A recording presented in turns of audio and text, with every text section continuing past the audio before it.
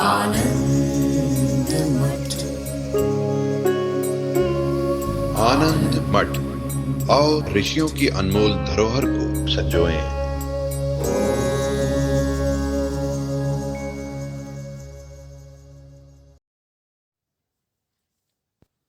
प्रभु श्री राम जी अवस्थाओं की चर्चा करते हैं और ये सब शरीरधारी होने के नाते हम सभी को नैसर्गिक रूप से प्राप्त हैं। किसी भी वस्तु को देखने का दृष्टिकोण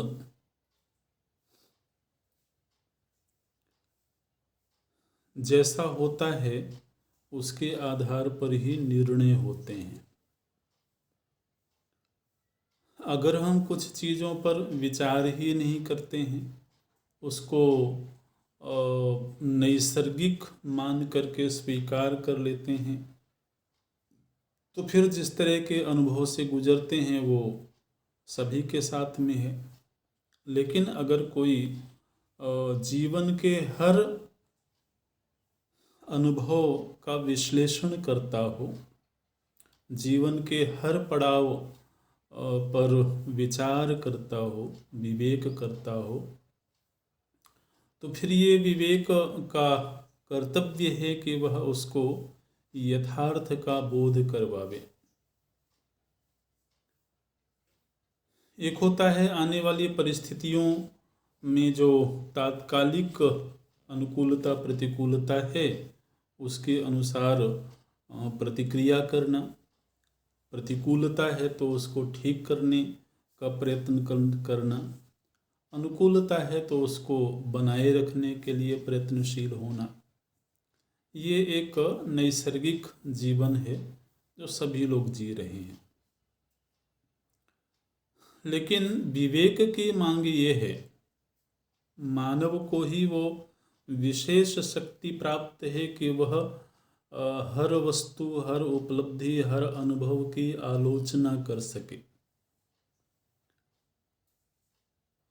उसका चिंतन कर सके। और आलोचना की सार्थकता इस बात में है कि वह हमको प्रमा तक लेकर के जाए, यथार्थ बोध तक लेकर के जाए।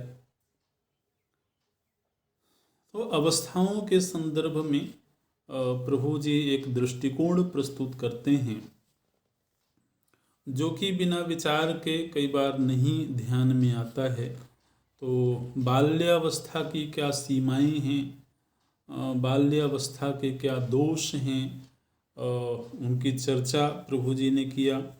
अच्छा, इन चर्चाओं से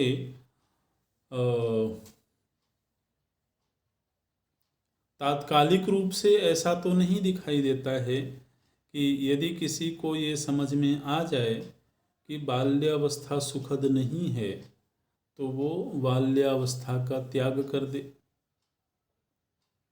अगर किसी को ये समझ में आ जाए कि युवावस्था अथवा वृद्धावस्था मुख्य रूप से सुखद नहीं है तो वो उसका त्याग कर दे।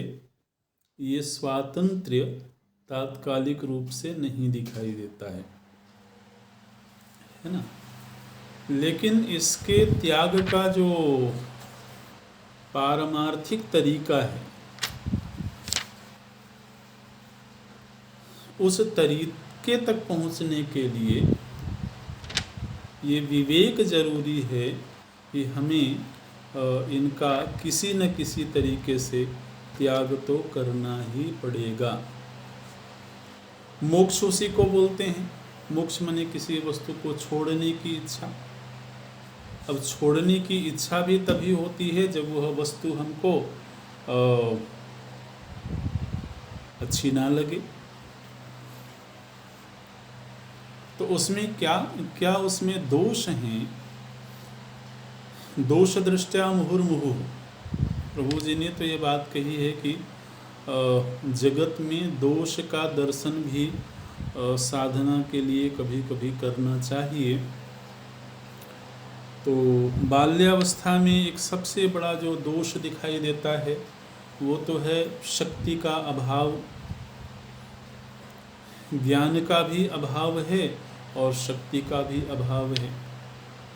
और ये दो ही चीज़ें हैं जो व्यक्ति को समर्थ बनाती हैं, और ये दो ही चीज़ें हैं जो नहीं होने पर व्यक्ति को विवश बनाती हैं, उसे पराधीन बनाती हैं। तो शैशव अवस्था ऐसी है जिसमें शक्ति का भी अभाव है और समझ का भी अभाव है, इसीलिए उसे किसी के अधीन रहना पड़ता है। अब जिसके अधीन हैं वो अपने समझ के अनुसार उसका रखरखाव करेगा, और वो व्यक्ति जो अधीन हो चुका है वो विवश है। तो इसलिए ये बाल्यावस्था सुखद तो नहीं है जो उस दौर से गुजर रहा होता है, और जब थोड़ी थोड़ी समझ बढ़ने लगती है, जब कैशोर्य अवस्था की ओर जाते हैं, तब तो स्वयं भी लगने लगता है कि हम कितना जल्दी बड़े हो जाएं। अब शैशव अवस्था में तो ये भी समझ नहीं है कि बड़े होने पर क्या स्वातंत्र्य मिलेगा, क्या सुख मिलेगा, लेकिन धीरे धीरे जब समझ बढ़ने लगती है तब तो ये ज़रूर लगने लगता है कि हम भी कितना जल्दी बड़े हो जाएं। तो इसलिए ये सुखद नहीं है, शोभन नहीं है। अच्छा, अब यौवन अवस्था की चर्चा करते हैं। बोले बाल्यानर्थमथ त्यक्त्वा पुमानभिहताशयः आरोहति निपाताय यौवनम संभ्रमेण। बोले किशोरावस्था में अथवा शैशव अवस्था में एक लाभ तो ये जरूर है कि उसमें जो भी अच्छा बुरा करेगा वो बहुत बड़े पाप का भागी नहीं बनेगा।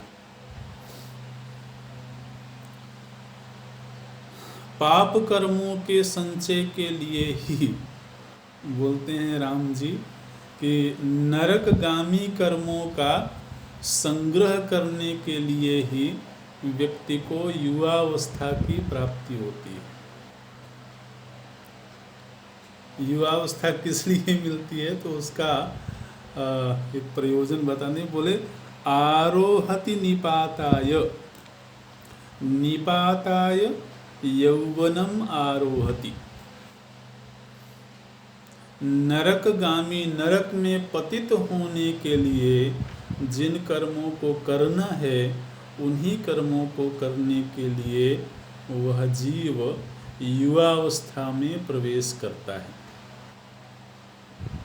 ऐसे बोलते हैं। तो ये अवस्था ऐसी है मुख्य रूप से यौवन अवस्था, जो बलात् उसको ऐसे कर्मों की ओर प्रवृत्त करती है जो धर्म विरुद्ध हो, जो शास्त्र विरुद्ध हो, और उन्हीं कर्मों की वजह से फिर जीवन में दुख परंपरा का विस्तार होता है।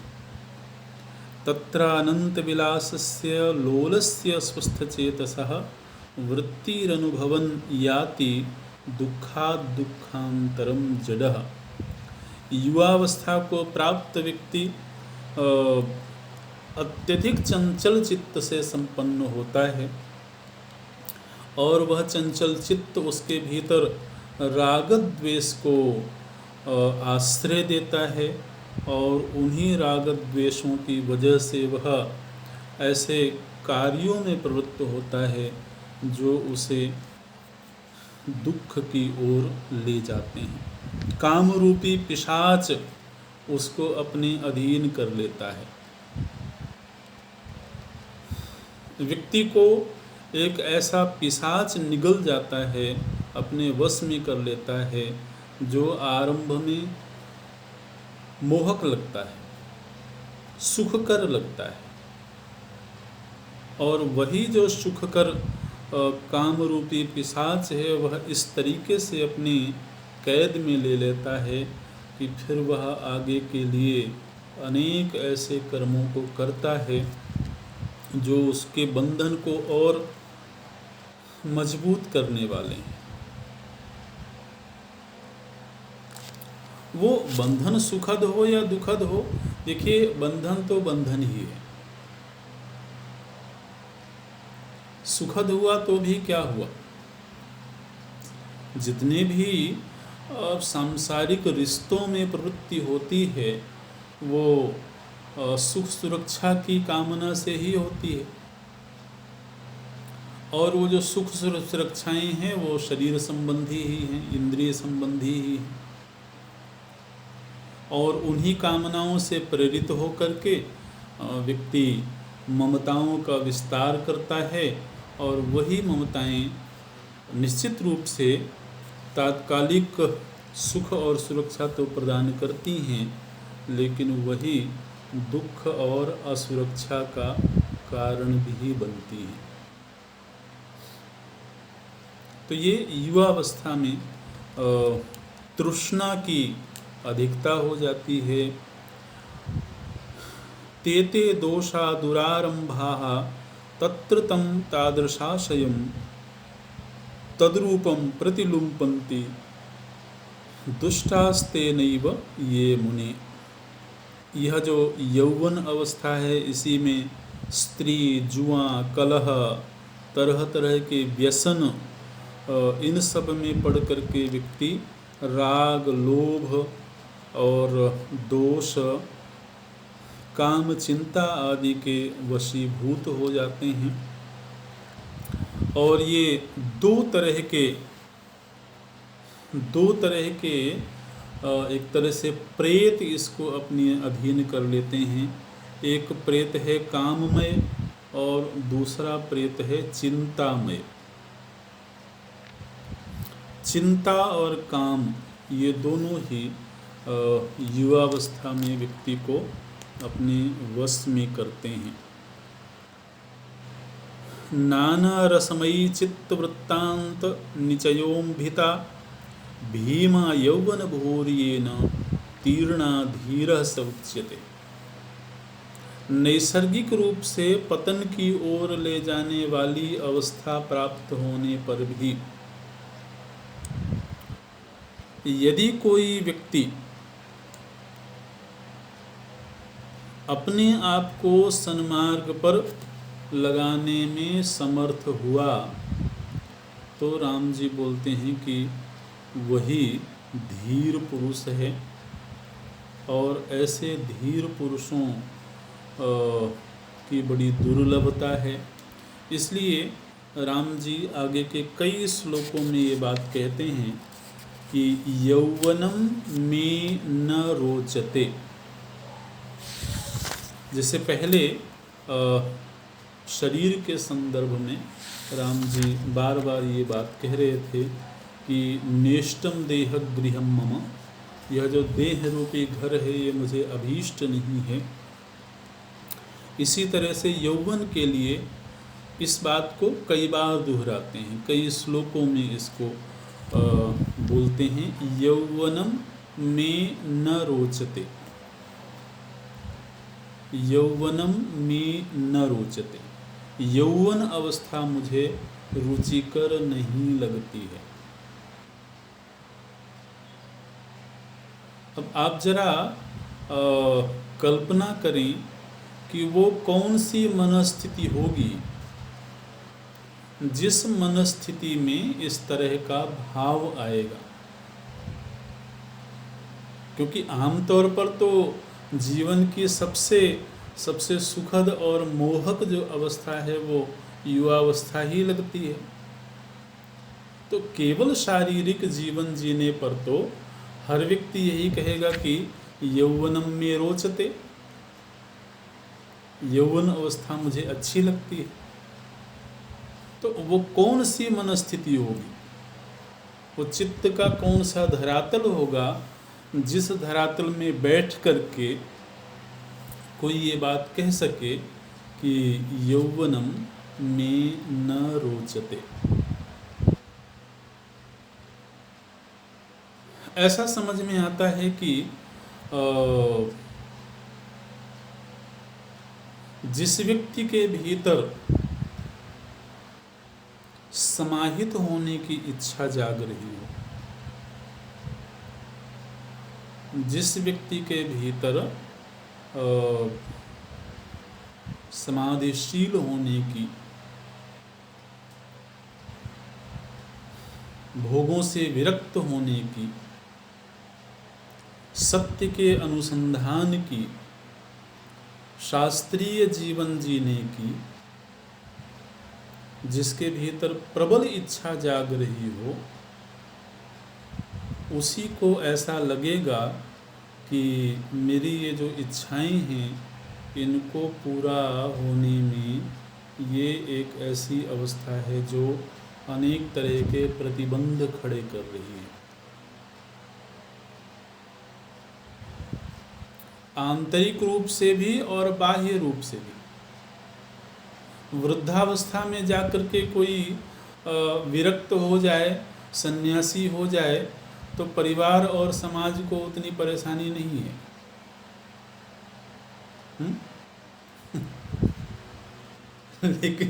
लेकिन युवावस्था में कोई अगर ये संकल्प करे या ऐसा कदम उठावे तो परिवार और समाज भी सहज स्वीकृति नहीं देगा। तो ऐसा थोड़ी है कि केवल अंदर से ही चित्तवृत्तियाँ उसको विचलित करती हैं, बाहर भी तो प्रतिबंध के अनेक रास्ते हैं।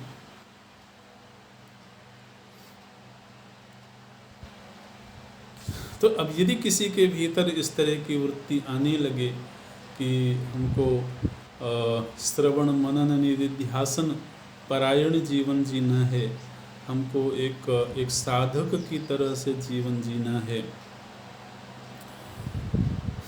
तो ये अवस्था ऐसी है जिसमें भीतर की भी जो भावनाएं हैं वो उसको कई बार विचलित करती हैं, और जो बाह्य परिस्थिति है वो भी कई बार उसका साथ नहीं देती है। तो इसलिए राम जी को ऐसा लगता है यौवनम में न रोचते। अब आप थोड़ी देर के लिए विचार करें कि ये जिस तरह का वैराग्य भाव, जिस तरह की मनस्थिति श्री राम जी प्रदर्शित कर रहे हैं, ऐसी ही मनस्थिति अगर महाराज दशरथ प्रदर्शित करते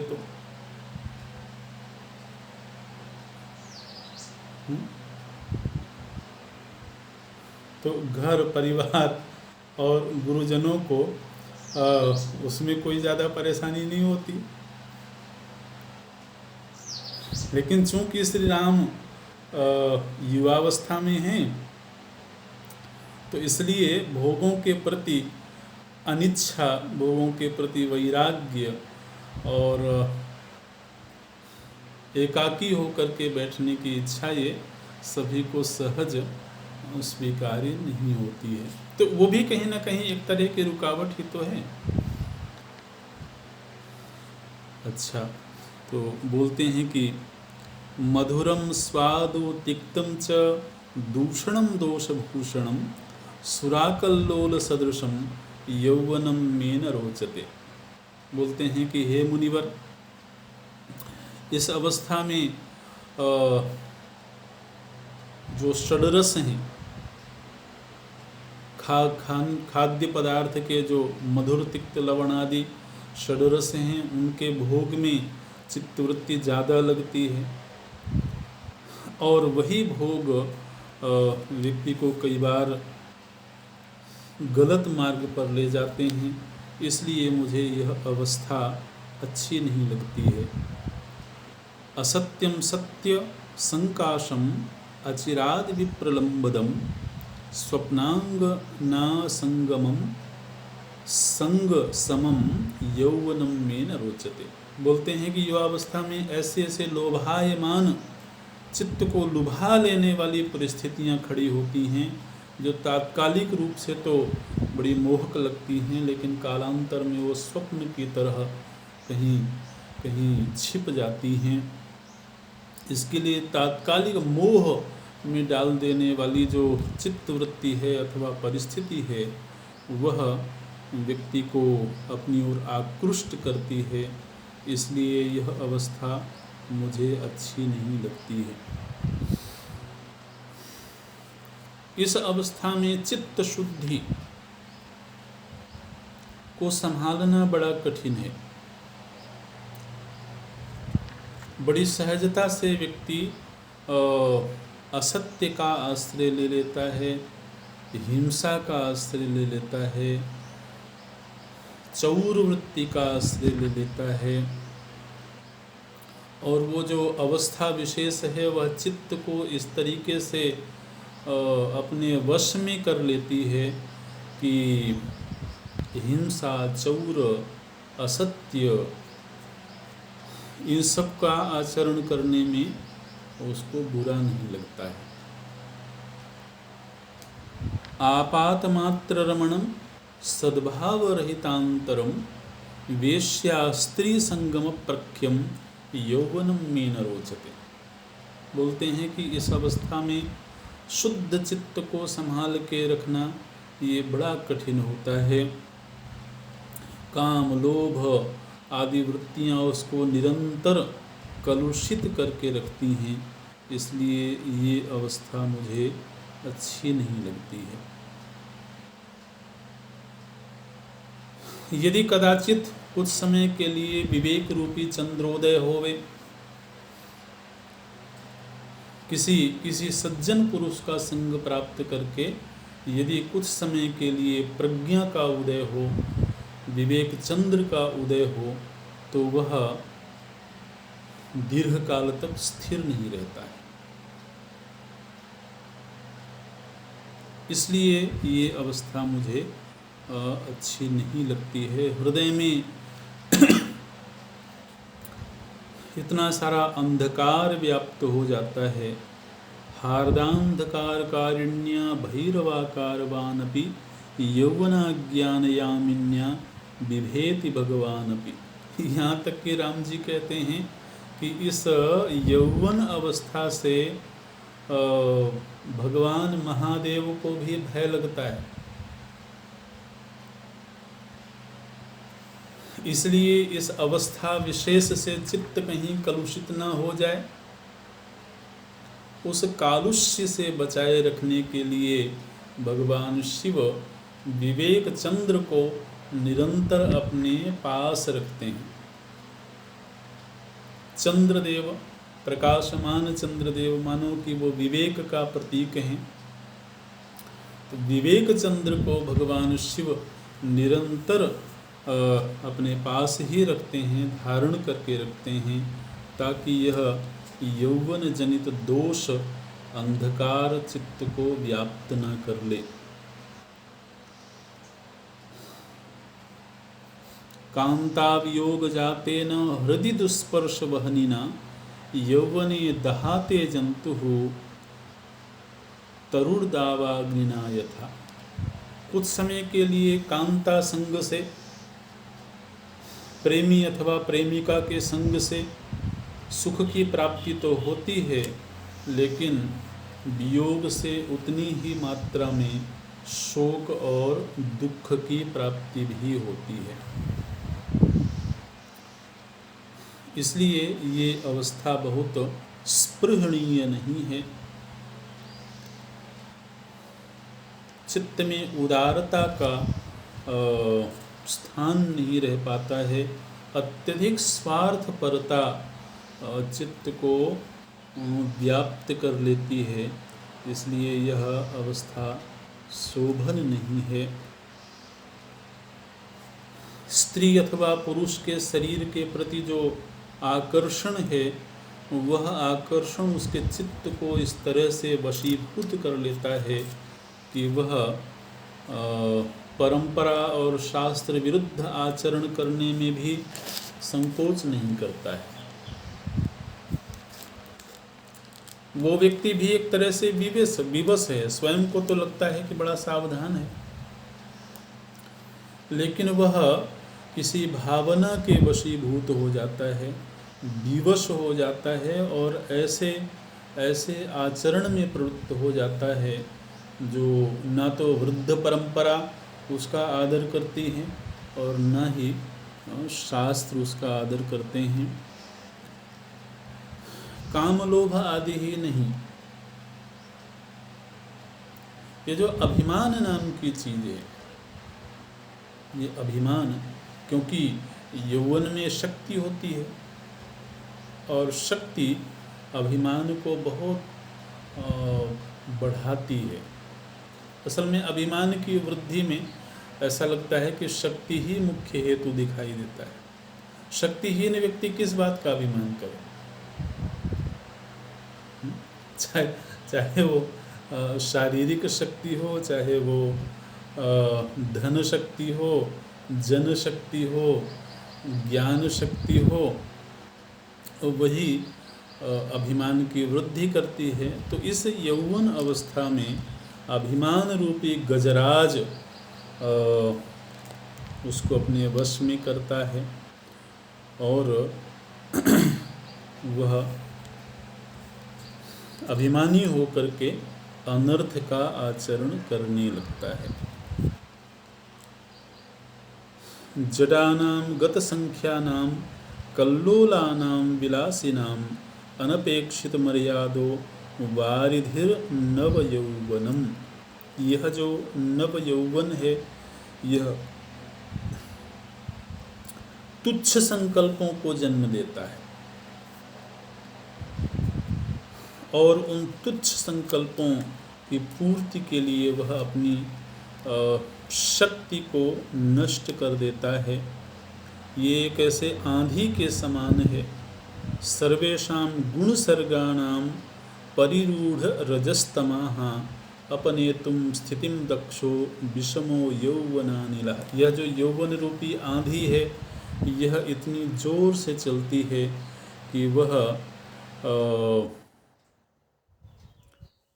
शास्त्राभ्यास, सत्संग, सत्कर्म, इन सभी को उड़ा ले जाती है। वो आंधी उसको इन सभी में ठहरने नहीं देती है। जिस सत्संग से, जिस शास्त्राभ्यास से सद्गुणों की वृद्धि होती है, उन सद्गुणों का ये आंधी हरण कर लेती है। ऐसी ये अवस्था है। उद्बोधयति दोषालिन निकृन्तति गुणावलिम नराणाम यौवनोल्लासो विलासो दुष्कृतश्रियाम। यौवन का जब उल्लास होता है तो वह अनेक दोषों को जगाता है, अनेक दोषों को स्फूर्त करता है और पाप के संग्रह में वो व्यक्ति को प्रवृत्त करता है।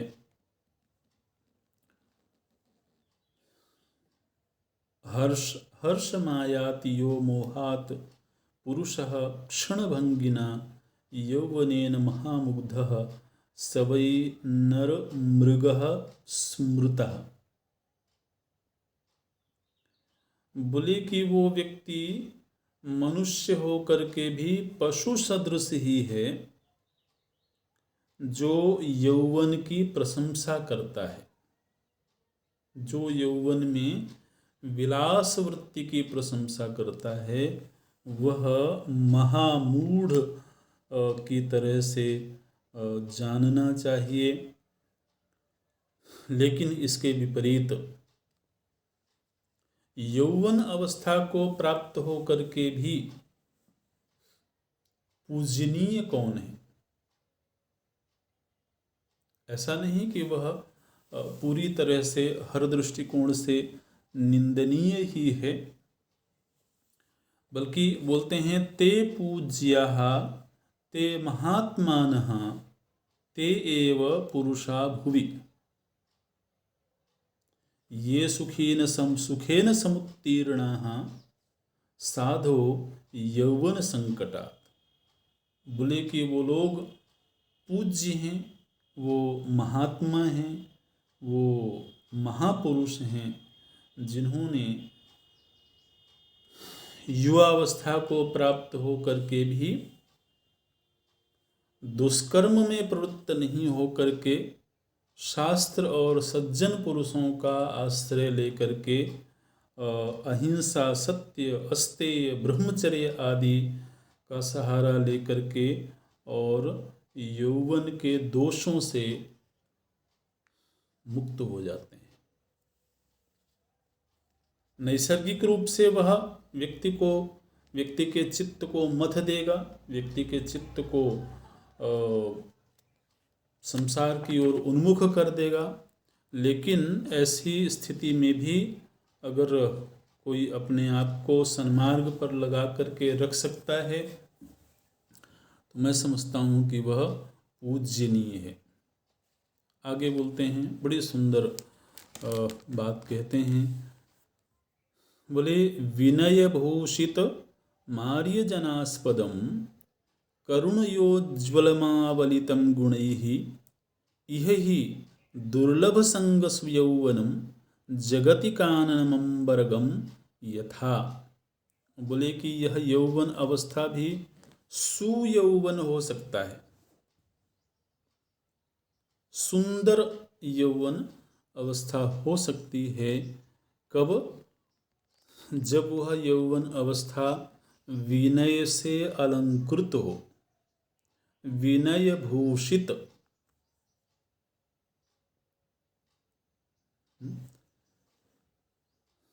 प्रायः यौवन अवस्था में सभी लोग विनम्र नहीं दिखाई देते हैं। अहंकार, अभिमान की अधिकता से व्यक्ति थोड़ा अहंकारी ही दिखाई देता है। लेकिन विनय भूषित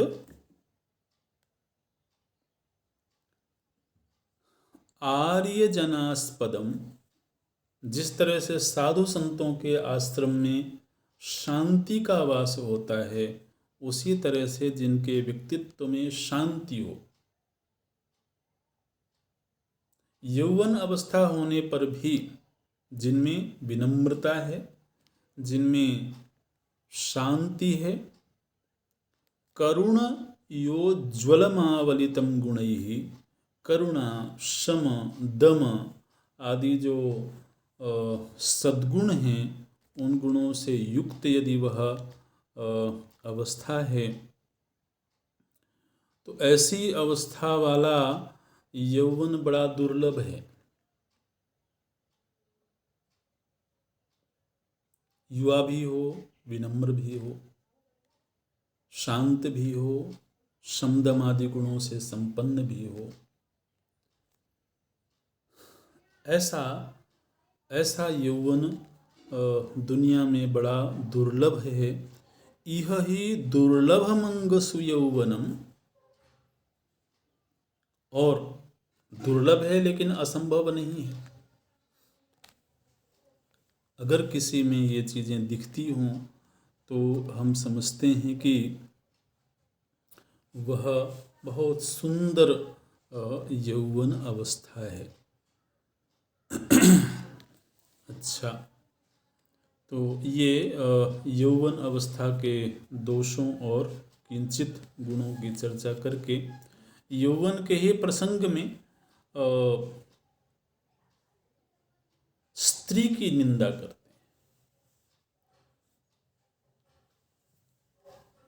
अब ये स्वाभाविक है, अगर कोई पुरुष है तो उसकी दृष्टि में सबसे बड़ी जो बाधा है वो स्त्री शरीर है ना। और कोई स्त्री शरीर में है तो उसके लिए सबसे मोहक जो वस्तु है वो पुरुष शरीर है। तो इसलिए हमारे शास्त्रों में कई जगहों पर स्त्री योनि की बड़ी निंदा दिखाई देती है। तो हम समझते हैं कि कोई भी प्रसंग हो उसको एक तटस्थ भाव से और शास्त्र के भाव को समझते हुए ही अध्ययन करना चाहिए, है ना। बोल कौन रहा है, वो अपनी पीड़ा व्यक्त करेगा ना।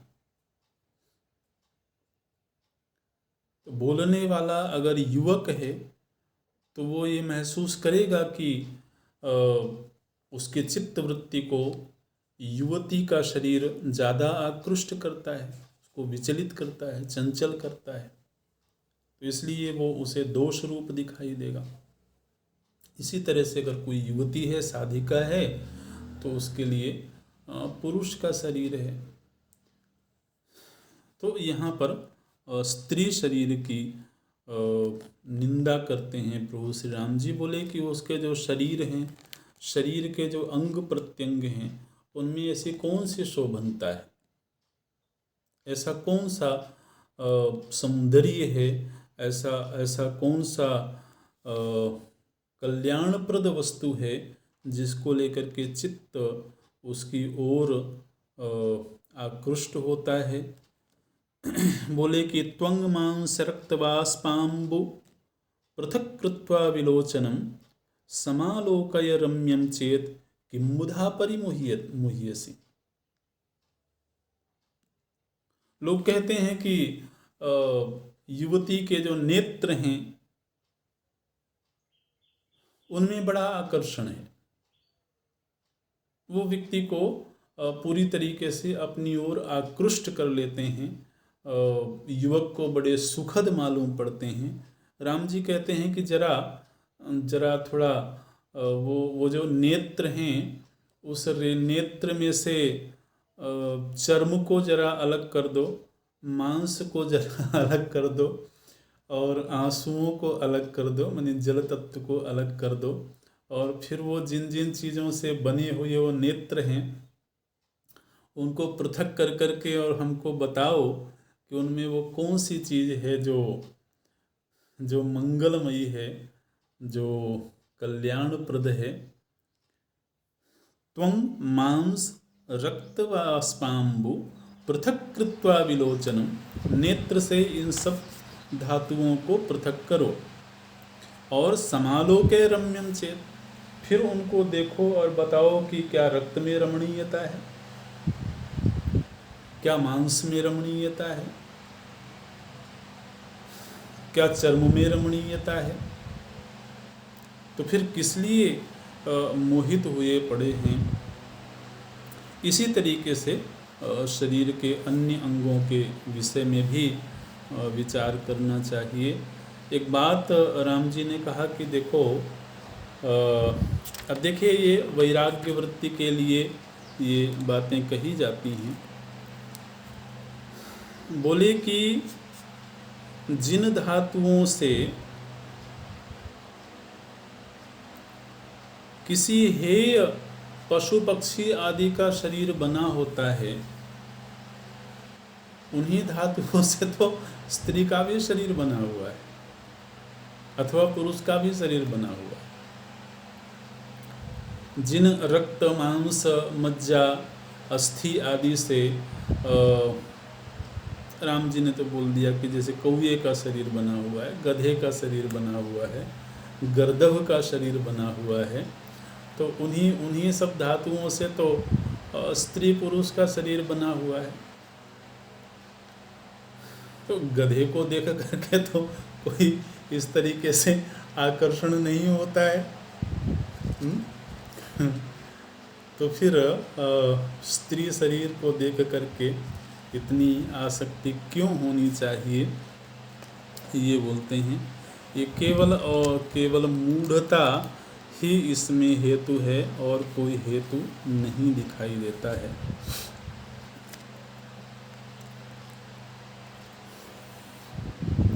कामनाम्ना किरातेन विकीर्णा मुग्धचेतसाम नार्यो नरविहंगानाम अंगबंधन बागुराः। बोले कि केवल मूढ़ होकर के ही ये जो काम नाम की चीज़ है, इसने व्यक्ति के चित्त को मूढ़ कर दिया और मूढ़ होकर के ही वह जाल में फंस जाता है। इस काम रूपी व्याध ने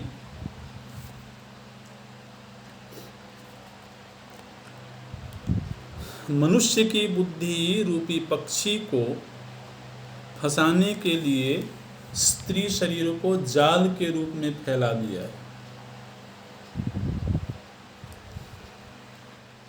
और वह अनजाने में ही उस जाल में फंस जाता है और जीवन का बहुत बहुत वक्त, बहुत शक्ति उस जाल में फंस करके और नष्ट कर देता है।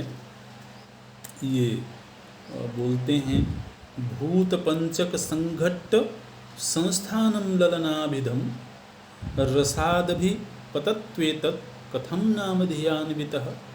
बोले कि ये जो 5 भूत हैं, इन 5 भूतों के समुदाय से ही तो ये अंग प्रत्यंग बन गए हैं।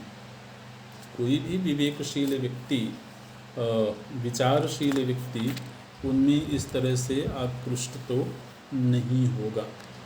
तो इस तरह से स्त्री शरीर के दोषों का वर्णन करते हैं। एक युवावस्था को प्राप्त व्यक्ति अगर सन्मार्ग की ओर शास्त्रीय जीवन जीना चाहे तो उसको ये एक पीड़ा दिखाई देती है कि चित्तवृत्ति को कैसे विचलित किया जाता है। अच्छा, उसके बाद आते हैं वृद्धावस्था। वृद्धावस्था तो वैसे भी किसी को स्वीकार्य नहीं है। उसके दोषों को तो बिना पढ़े और बिना बहुत विवेक के भी व्यक्ति को समझ में आता है। लेकिन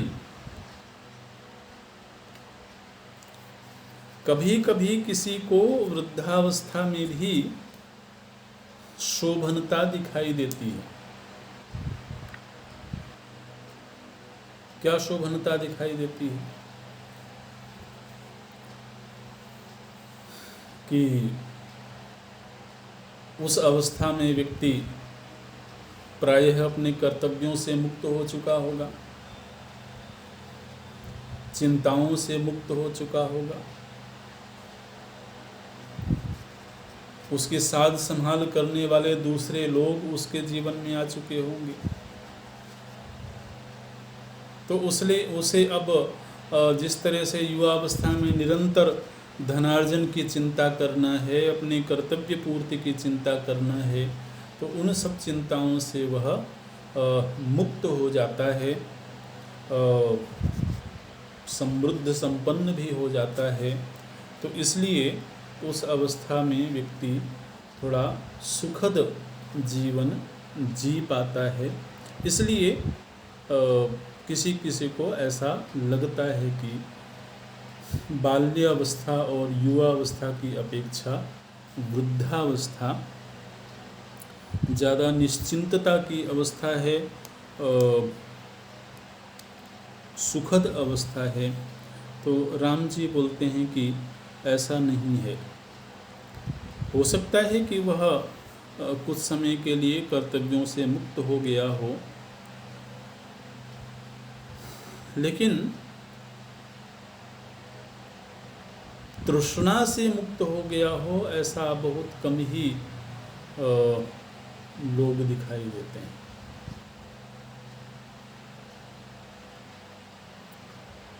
उस अवस्था में यदि भोग की सामर्थ्य है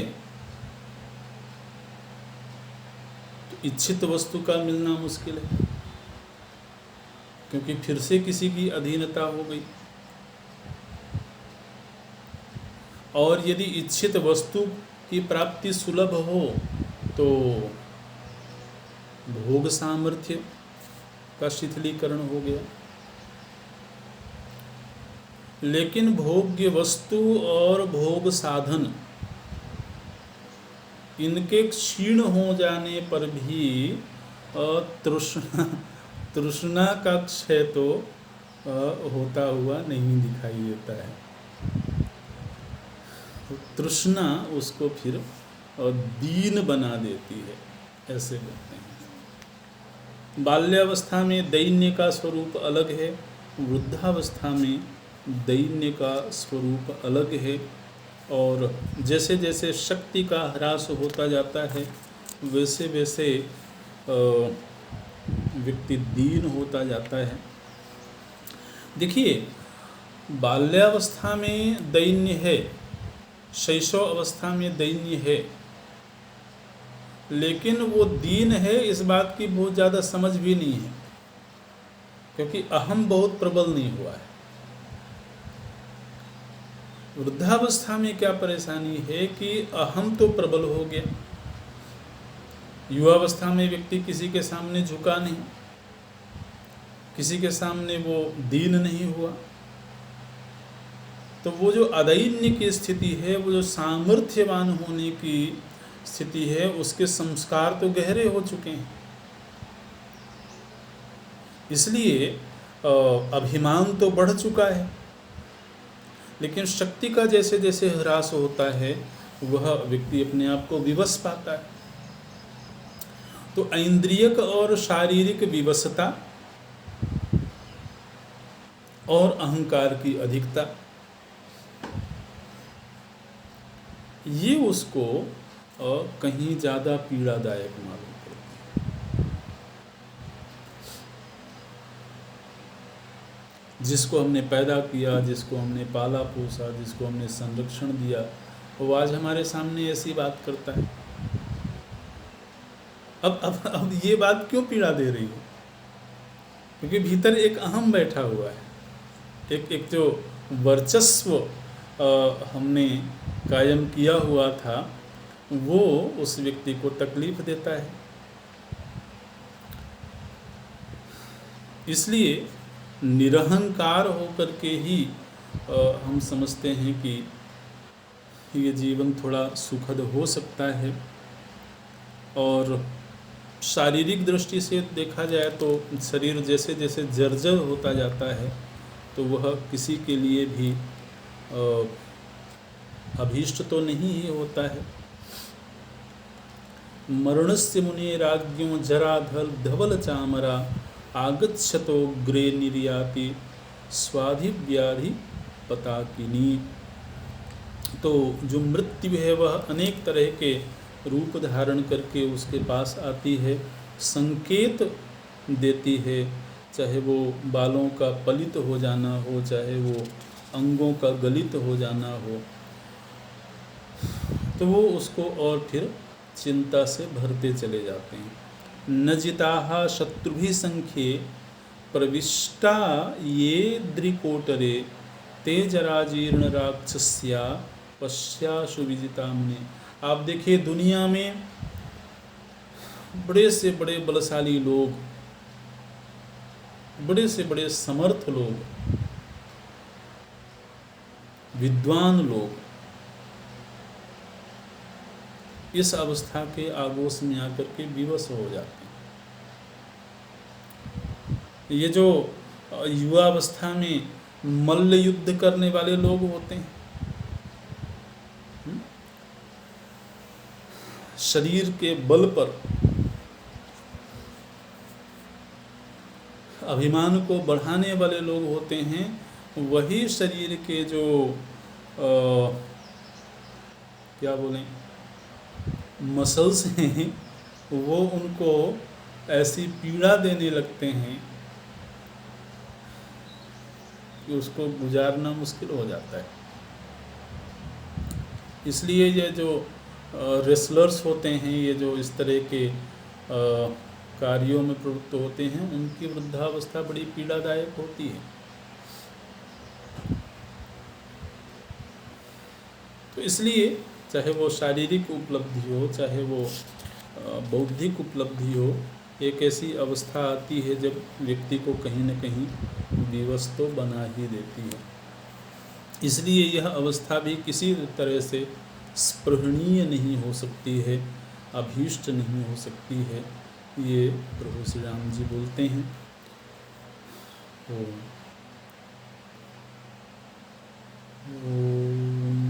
पूर्णमदः पूर्णमिदं पूर्णात् पूर्णमुदच्यते पूर्णस्य पूर्णमादाय पूर्णमेवावशिष्यते।